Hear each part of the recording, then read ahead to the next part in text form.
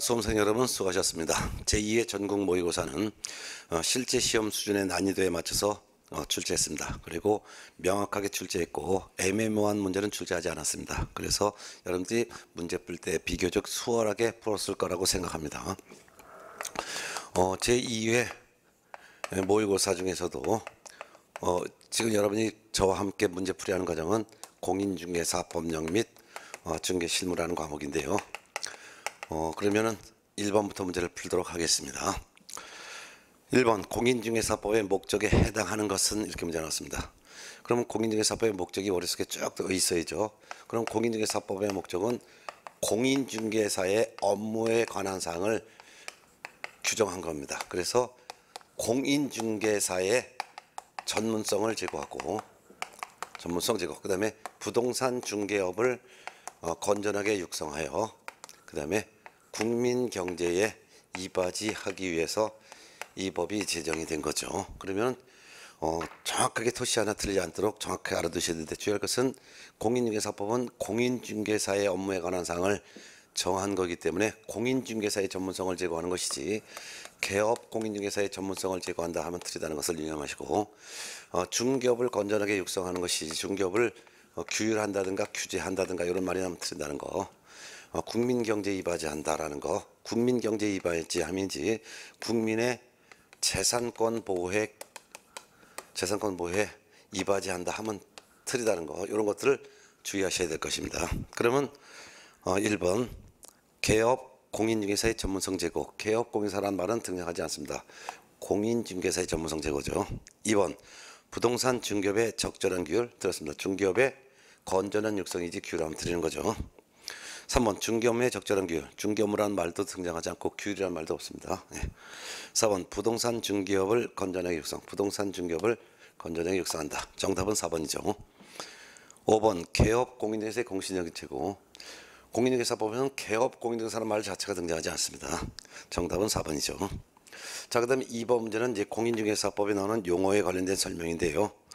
자, 옳은 것을 모두 골라봅니다. 기억번부터 봅니다. 개업 공인중개사란 공인중개사법에 의하여 중개사무소 개설 등록한 자 맞죠?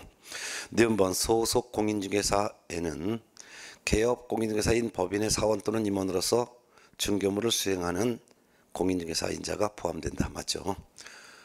소속 공인중개사의 범주에는 개업 공인중개사에 소속된 공인중개사는 모두 소속 공인중개사에 해당합니다.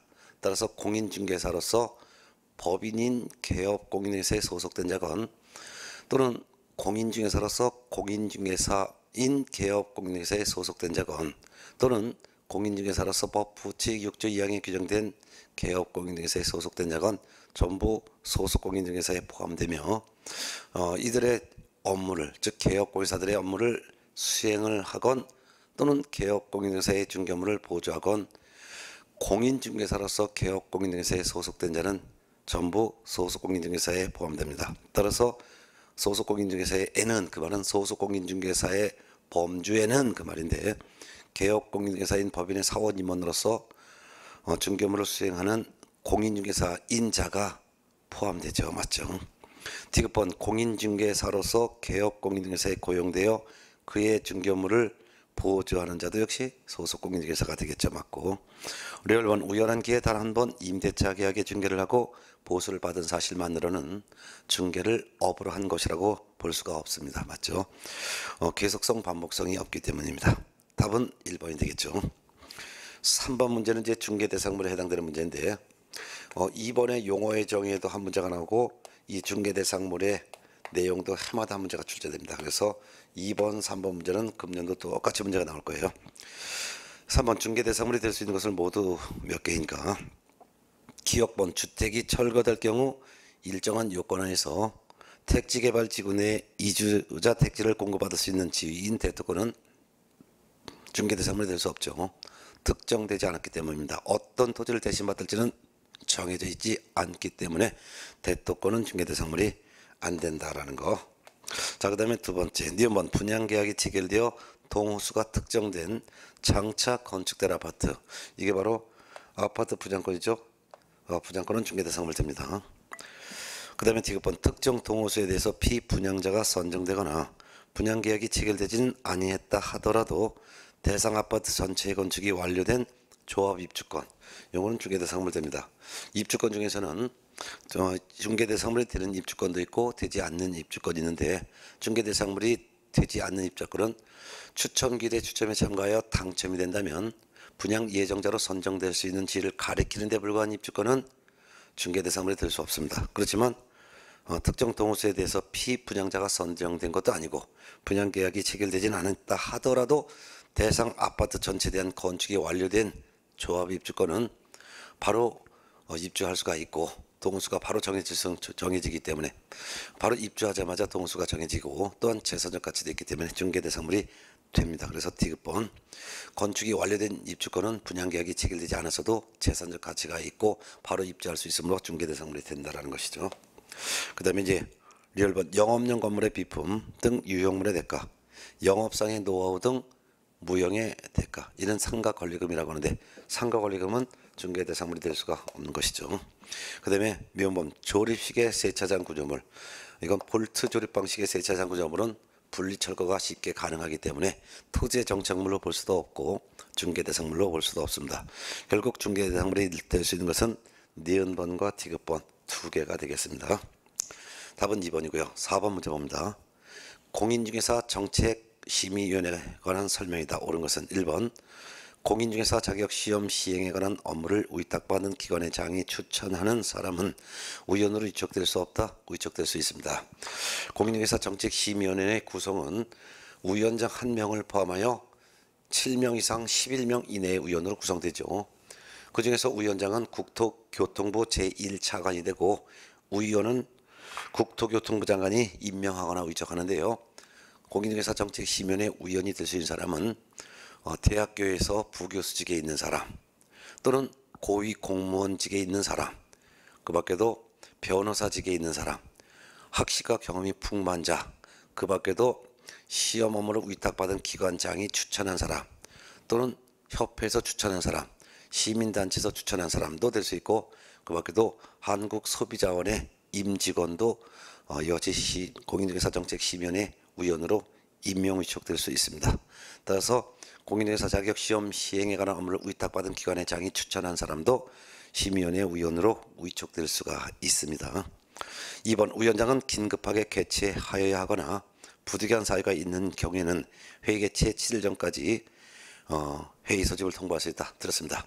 심의위원회 회의 소집은 위원장이 하는데 위원장은 원칙적으로 회의 개최 7일 전까지 회의 개최 소집 통보를 해야 됩니다. 다만 긴급하게 개최해야 되거나 부득이한 사유가 있는 경우에는 회의 개최 전날까지 소집 통보할 수도 있습니다. 3번 안건의 당사자는 심의에 필요하다고 인정하는 경우 관계 전문가를 출석하게 하여 의견을 듣거나 의견 제출을 요청할 수 있다. 들었습니다. 안건의 당사자가 관계 전문가를 출석하게 하여 의견을 듣거나 의견 제출을 요청할 수 있는 것이 아니라 바로 위원장이 할 수 있는 것이죠. 위원장이 관계 전문가를 출석하게 하여 의견을 듣거나 의견 제출을 요청할 수도 있는 것이죠. 단지 안건의 당사자는 위원 중에서 공정하게 심의를 기대하기 어려운 의원에 대해서 기피 신청을 할 수가 있을 뿐입니다. 4번 심의위원회에 심의한 사항은 모두 심의위원회에서 심의한 모든 사항에 대해서 시도의사는 이에 따라야 한다. 아닙니다. 공인중개사 정책심의에서 심의하는 사항은 4가지가 있죠. 자격시험 등 자격취득에 관한 사항을 심의하고 중개보수 변경에 관해서 심의하고 그 다음에 중개업 육성에 관해서도 심의하고 손해배상 책임의 보장에 관해서 심의하는데, 그 중에서 심의원에서 심의한 사항 중에서 요거 하나, 즉 공인중개사 시험 등 자격취득에 관련된 사항은 이거 시도의사가 따라야 되고, 요 나머지 중개보수 변경에 관한 사항, 중개업 육성에 관한 사항, 손해배상 책임의 보장에 관한 사항은 심의한 사항이라 하더라도 시도지사가 이에 따를 의무는 없습니다. 자격시험 등 자격취득에 관련된 사항, 요거 하나만 심의 사항을 시도지사가 따라야 될 의무가 있을 뿐입니다. 요거 하나만. 그 다음에 5번 심의위원회의 운영 등에 관하여 필요한 사항은 심의위원회 의결을 거쳐 위원장이 정합니다. 옳은 질문이죠. 정답은 5번이 되겠습니다. 자, 그 다음에 5번 문제 보겠습니다. 5번 공인중개사 시험에 관한 설명 중에서 옳은 것은 1번 시도지사가 직접 시험 문제를 출제하거나 시험을 시행하고자 하는 때는 심의위원회 의결이 있어야 한다. 아닙니다. 시도지사가 직접 시험을 시행할 때 사전에 심의위원회 의결을 거치지 않습니다. 그렇지만 국토교통부 장관이 직접 시험 문제를 출제하거나 시험을 시행하고자 할 때는 사전에 심의위원회 의결이 있어야 합니다. 2번 징역형의 집행유예를 받고 그 유예기간 중에 있는 자는 공인중개사가 될 수 없다. 공인중개사 될 수 있습니다. 공인중개사가 될 수 없는 사람은 두 사람입니다. 첫 번째는 공인중개사 자격 취소 처분을 받고 3년이 경과되지 아니한 자. 두 번째는 시험에서 무효처분을 받고 그 무효처분이 있은 날부터 5년이 경과되지 아니한 자만 공인중개사가 될 수 없고 그 외에는 누구든지 다 공인중개사가 될 수 있습니다. 따라서 징역형에 대한 집행유예를 받고 그 집행유예 기간 중에 있는 자, 이 사람도 공인중개사가 될 수 있습니다. 다만 그 집행유예 기간 중에 중개업의 종사는 할 수가 없습니다. 3번 무자격자가 거래를 성사시켜 작성한 계약서에 개공이 자신의 인감을 날인하는 경우 이는 공인중개사 자격증의 대여행위에 해당합니다. 맞죠? 정답은 3번. 그래서 5번의 답은 3번이 되겠습니다. 4번 공인중개사가 무자격자로 하여금 그 공인중개사 명의로 개설 등록을 마친 사무소의 경영에 관여하거나 자금을 투자하고 그로 인한 이익을 분배받도록 하는 것만으로도 자격증 대여를 한 것이라고 할 수 있다? 없습니다. 단지 자금 투자하고 이익을 분배받는 정도에만 불과했다면 이는 자격증을 대여한 것으로 볼 수가 없습니다. 5번 무자격자가 자신의 명함에 땡땡 부동산 유수 대표 또는 땡땡 부동산 카페 대표라는 명칭을 기재하여 사용하였더라도 이를 공인중개사와 유사한 명칭을 사용한 것이라고 볼 수가 없다? 볼 수 있습니다. 정답은 3번이죠. 자, 그 다음에 6번 문제 봅니다. 6번 중개사무소 개설 등록에 관한 설명으로 옳은 것은 1번 등록 신청을 받은 등록관청은 공인중개사 자격증을 발급한 시도지사에게 개설 등록을 하려는 자야 법인의 경우엔 대표자를 포함한 공인중개사인 임원사원을 말하는데요. 이들의 공인중개사 자격 확인을 요청해야 된다. 맞습니다. 등록 신청할 때 공인중개사 자격증 4번이고 원본이고 제출하지 않습니다. 그렇기 때문에 등록 신청을 받은 등록관청이 직접 등록 신청하는 자의 자격 확인을 요청을 해야 될 것입니다. 맞습니다. 2번 중개사무소 개설 등록을 신청하는 때 인장 등록 신고를 같이 해야 한다. 같이 할 수는 있어도 같이 할 의무는 없습니다. 3번 등록을 신청하는 때 자격증 4번 제출해야 한다. 제출하지 않습니다. 그렇기 때문에 1번 지문처럼 등록 신청을 받은 등록관청이 직접 등록 신청하는 공인중개사의 자격 확인을 시도지사에게 요청을 해야 하는 것이죠. 4번 등록 신청서에 표시된 개공의 종별은 법인 공인중개사 부칙 6조 2항에 규정된 개업 공인중개사이다. 아니죠. 지금 현재 등록 신청은 법인과 공인중개사만 등록 신청할 수 있습니다. 따라서 등록 신청서에 표시된 개공의 종별은 법인인 개업공인중개사로 또는 공인중개사인 개업공인중개사로 등록해 주세요라고 법개공, 공개공으로만 표시되어 있습니다. 부개공으로는 표시되어 있지 않습니다. 5번 등록 신청을 받은 등록관청은 업무 보증 설정 여부를 확인하여 개공의 종별에 따라 구분하여 등록을 행하고 7일 이내 등록 사실을 서면으로 신청인에게 통지해야 된다. 들었습니다. 등록 신청을 받은 등록관청은 업무 보증 설정 여부를 확인하지 않습니다. 업무 보증 설정은 등록 신청할 때 할 수도 없습니다. 따라서 업무 보증 설정은 중개사무소 개설 등록이 된 후 업무 개시 전에 해야 되는데요. 그러면 등록 신청을 받은 등록관청은 보증 설정 여부를 확인하는 것이 아니라 공인중개사 자격이 있는지 확인해보고 교육을 받았는지 확인해보고 또한 등록 기준을 갖췄는지 확인하는 것입니다. 보증 설정 여부를 확인하지는 않습니다. 그렇지만 뒷집은 맞습니다. 따라서 맞게 하려면 등록 신청을 받은 등록관청은 자격 확인을 요청하고 또한 교육 실시했는지 교육을 이수했는지 여부를 확인하고 등록 기준 여부를 확인하여 이렇게 해야 되겠죠. 그래서 결국은 등록 기준 여부를 확인하여 라고 해야 되겠죠. 뒷집은 맞습니다. 개공의 종별에 따라 구분하여 등록행하고 7일 이내 등록 사실을 서면으로 통지해 주는 건 맞습니다. 그렇지만 등록 신청을 받은 등록관청이 확인하는 것은 보증 설정 여부를 확인하는 것이 아니라 등록 기준을 갖췄는지를 확인하는 것입니다. 정답은 6번의 1번이었죠. 자, 그 다음에 7번 문제로 넘어가겠습니다. 중개사무소 개설 등록의 결격사에 해당하지 않는 자를 찾습니다. 7번. 자, 1번 파산 선고를 받고 복권되지 아니한 자는 복권될 때까지는 결격사에 해당하죠. 복권되지 않았으니까 결격사에 해당합니다. 2번 형의 선고유를 받고 그 3년이 경과되지 아니한 자. 선고유예는 형 선고 자체를 받은 적이 없는 자입니다. 따라서 결격사에 해당하지 않습니다. 정답은 2번. 그 다음에 이제 3번 질문. 만 19세에 달하지 아니한 자, 미성년자죠. 결격사에 해당합니다. 4번 공인중개사법을 위반하여 300만 원 이상의 벌금형을 선고받고 3년이 경과되지 아니한 자. 이 법 즉 공인중개사법 위반으로 300만 원의 벌금형을 선고받으면 3년간 결격사에 해당합니다. 아직 3년이 경과되지 아니했으니 결격사에 해당되는 거죠. 결격사에 해당합니다. 5번 금고 이상 실형에 선고받고 집행이 종료되거나 집행이 면제된 날로부터 3년이 경과되지 아니한 자. 역시 결격사에 해당되는 거죠. 7번의 답은 2번이었습니다. 8번 문제는 이제 고용인에 해당되는 건데요. 이 고용인에 대해서도 방금 전에 봤던 결격사에도 매년 나오지만 고용인도 매년 나옵니다. 개공의 고용인에 관한 설명이다. 틀린 것은 1번 고용인의 업무상 행위는 그를 고용한 개공 행위로 본다. 맞죠? 2번 고용인의 업무상 고의 또는 과실 없이 발생한 손해에 대해서 개공 책임을 부담하지 않습니다. 맞습니다. 3번 개공이 개업 공인에서 중개업무상 고의 과실로 거래 당사자에게 재산상 손해를 발생시키면 고용인도 함께 책임진다? 아닙니다. 개업 공인중개사가 중개 업무를 잘못했으니 개업 공인중개사만 책임지고 고용인은 함께 책임지지 않습니다. 정답은 3번이 되겠죠. 4번 고용인의 업무상 고의로 발생한 손해를 보증보험회사가 배상한 경우 보증보험회사는 개공에게 구상권을 행사할 수가 있습니다. 맞죠? 5번 고용인의 고의 또는 과실로 발생한 손해를 개업공인중개사가 배상한 경우 개업공인중개사는 고용인에게 구상권을 행사할 수가 있습니다. 맞죠? 네. 결국 보증기관이 고용인의 업무상 잘못된 손해도 보증기관이 배상하고 개공에게 구상권 행사하고 개공은 또 고용인에게 또 구상권이 행사가 된다 그 말입니다. 정답은 3번이죠. 자, 그다음에 이제 9번 문제 보겠습니다. 9번 문제는 이제 법인 개업공인사가 할 수 있는 업무를 모두 고르면 몇 개냐 했는데요. 법개공의 업무 범위도 매년 시험 나오죠. 법개공의 업무 범위는 부동산 중개업을 본업으로 하면서 그 외에 겸업을 할 수 있는데 겸업은 6가지만 할 수 있죠.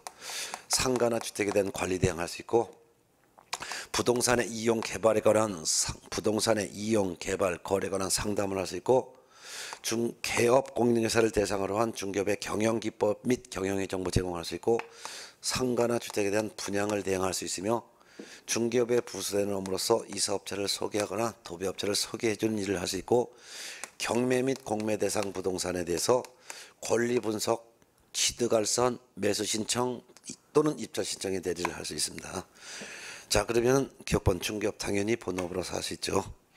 2번 부동산 개발에 대한 상담할 수 있죠. 그 다음에 디귿번 개업 공인중개사를 대상으로 한 중개업의 경영 기법 및 경영의 정보 제공할 수 있죠. 그 다음에 리얼번 경매 및 공매 대상 부동산에 대한 권리 분석, 취득의 알선을 할 수 있고 미음번 경매 및 공매 대상 부동산에 대한 매수 신청 또는 입찰 신청의 대리도 할 수 있죠. 결국 기역, 니은, 디귿, 리얼, 미음 다 해당되고 정답은 다 해당되니까 5번이 되겠습니다. 5개. 10번 문제 보겠습니다. 중개사무소에 관한 설명 중에서 옳은 것은 자 1번 다른 개업 공인중개사와 중개사무소를 공동으로 사용하는 공인중개사인 개업공인중개사는 등록관청 관할구역 외의 지역에 한 개의 사무소를 추가로 설치할 수 있다. 없습니다. 법개공은 주된 사무소에 분사무소를 둘 수 있으나 공개공과 부개공은 중개사무소를 둘 이상 둘 수 없습니다. 또한 공개공, 부개공은 설령 다른 개업공인중개사와 중개사무소를 공동으로 사용하더라도 그 공동으로 사용하는 사무소 외에 추가로 더 둘 수는 없습니다. 자, 2번 중개법인의 분사무소에는 최소 1명 이상의 소공을 둬야 된다. 들었습니다. 분사무소에는 공인중개사를 책임자로 둬야 합니다. 그 외에 별도로 소속 공인중개사나 중개보존을 추가로 둘 의무는 없습니다. 3번 중개법인이 분사무소를 설치하는 경우 분사무소 소재지 시군구청장에게 신고해야 된다. 아닙니다. 주된 사무소 소재지 시군구청장에게 분사무소 설치 신고해야 합니다. 4번 중개법인의 분사무소 책임자는 실무수습을 포함하여 실무교육을 받아야 한다. 맞습니다.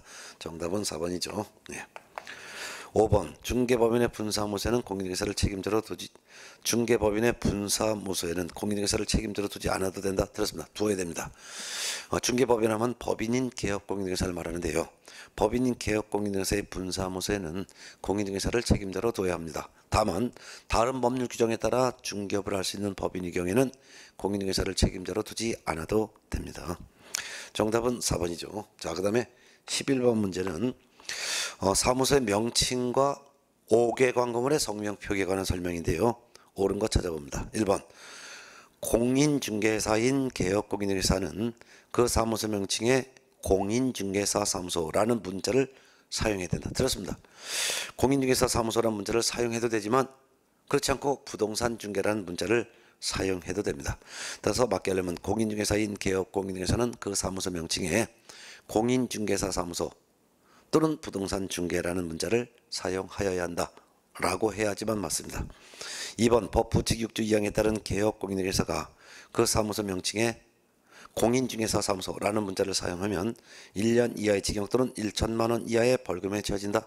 아닙니다. 100만 원 이하의 과태료에 처해집니다. 공인중개사인 개업공인중개사와 법인인 개업공인중개사는 사무소 명칭에 공인중개사 사무소 또는 부동산 중개라는 문자를 사용해야 되고 이를 위반하면 100만 원 이하의 과태료에 처해집니다. 또한 법부칙 6조 2항에 규정된 개업공인중개사는 사무소 명칭에 공인중개사 사무소라는 문자를 사용하여서는 아니 되고 부동산 중개라는 문자를 사용해야 됩니다. 이를 위반하면 역시 100만 원 이하의 과태료에 처해집니다. 3번 질문 개업 공인중개사가 아닌 자는 부동산 중개와 유사한 명칭을 사용할 수 있다? 사용할 수 없습니다. 개업 공인중개사가 아닌 자는 공인중개사 사무소라는 명칭이나 부동산 중개라는 명칭이나 이와 유사한 명칭을 사용하지 못합니다. 사용하여서는 아니 되기 때문입니다. 사용하게 되면 1년 이하의 징역 또는 1천만 원 이하의 벌금형에 처해집니다. 4번 법인인 개업공인중개사의 분사무소에 5개 광고문을 설치하는 경우에는 대표자의 성명을 표기해야 된다. 아닙니다.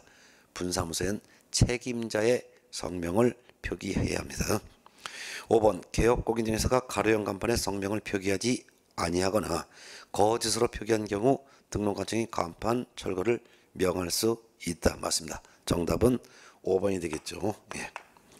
자, 12번 문제 봅니다.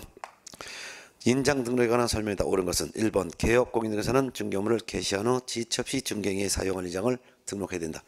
들었습니다. 인장 등록은 중개업무를 개시하기 전에 해야 합니다. 2번 소속 공인중개사의 인장 등록은 고용신고를 하는 데 같이 할 수 있다. 맞습니다. 인장 등록은 개공이건 소공이건 업무 개시 전에 해야 합니다. 다만 개공은 등록 신청하는 데 같이 할 수 있고 소공은 고용신고를 하는 데 같이 할 수 있습니다. 정답은 2번이죠.